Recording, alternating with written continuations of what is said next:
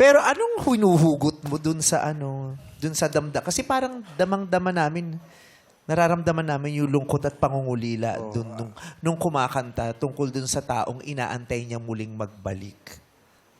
Siguro po kasi po, nag-struggle po kami kasi Ano no? nag-struggle po yung Struggle. opo.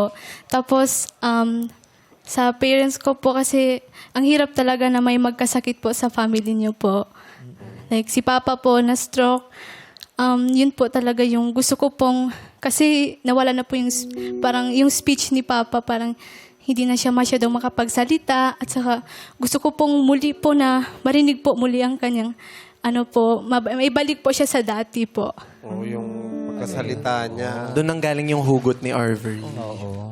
Nangungulila rin siya dun sa yung sa dating sigla ng bahay niyo. Sigla ng taong kasama mo sa Correct. bahay. Yung tatay mo na minsan mong nakakalaro dati. Kakaharutan. Kamusta ang kalagayan niya ngayon?